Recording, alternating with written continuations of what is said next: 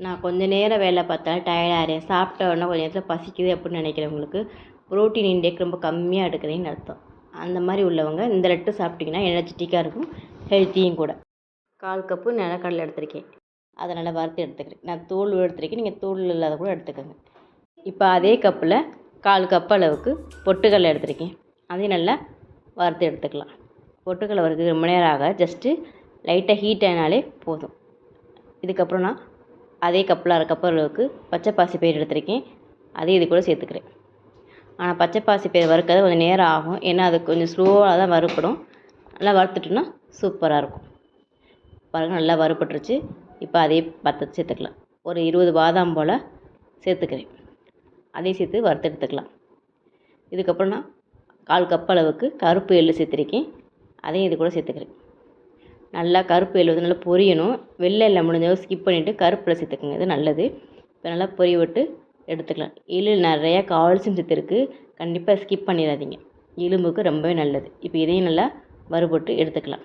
நான் இன்றைக்கி 1/4 கப் அளவுக்கு பூசணி விதை எடுத்துருக்கேன், அதையும் வறுத்துக்கிறேன். சீட்ஸில் ரொம்ப நேரம் ஆகாது வறுபடுறதுக்கு, ஒரு 2 மினிட்ஸு நல்லா பொரிஞ்சிடும். இதுக்கப்புறம் நான் சூரியகாந்தி விதை அதே அளவு எடுத்திருக்கேன். நான் இந்த விதையெல்லாம் கம்பல்சரி போடணுன்ற அவசியம் கிடையாது, உங்கள்கிட்ட இருந்தால் சேர்த்துக்கோங்க, இல்லட்டா பரவாயில்ல, இல்லை ஸ்கிப் பண்ணிக்கோங்க. இப்போ இது நல்லா வறுபட்டுருச்சு, இதையும் அதே பவுலில் மாற்றிக்கலாம். இப்போ நான் 1/4 கப் அளவுக்கு வெள்ளரி விதை எடுத்திருக்கேன், அதையும் இது கூட சேர்த்துக்கலாம். பாருங்கள், நல்லா வறுபட்டுருச்சு. இப்போ இதையும் அதே பவுலில் சேர்த்துக்கலாம். இதுக்கப்புறம் நான் வாசத்துக்கு 4 ஏலக்காய் அதையும் சேர்த்துக்கிறேன். இது ரொம்ப நேரம் வறுக்கணும்னு அவசியம், ஜஸ்ட்டு ஹீட் ஆனாலே போதும். இப்போ இது எல்லாத்தையும் சேர்த்து மிக்ஸ் பண்ணி விட்டுடலாம். இப்போ நான் 1 கப் அளவுக்கு கருப்பு உளுந்து எடுத்திருக்கேன், அதையும் சேர்த்து வறுத்துக்கிறேன். இந்த உளுந்து நல்லா வறுபட்டுச்சலன்னு தெரியாது, அதனால் கூட கொஞ்சோண்டு வெள்ளை உளுந்து சேர்த்திட்டிங்கன்னா வறுபட்டுச்சலன்னு செக் பண்ண முடியும். இதுக்கப்புறம் கொஞ்சமாக நெய் சேர்த்து ஒரு 10 முந்திரி போல் போட்டு நல்லா பொன்னிறமாக வறுத்து சேர்த்துக்கலாம். இப்போ நம்ம அடித்து வச்சுருக்க பவுடரை ஒரு பாத்திரத்தில் நம்ம சேர்த்துக்கலாம்.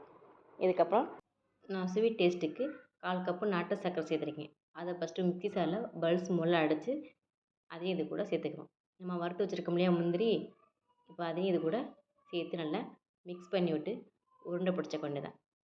அவ்வளோதான், டேஸ்டியான ரிச் ப்ரோட்டீன் லட்டு ரெடி. கண்டிப்பாக இந்த ரெசிபி பிடிச்சிருக்குன்னு நினைக்கிறேன். நீங்கள் ஒரு ட்ரை பண்ணி பார்த்துட்டு உங்கள் கமெண்ட்டை சொல்லுங்கள்.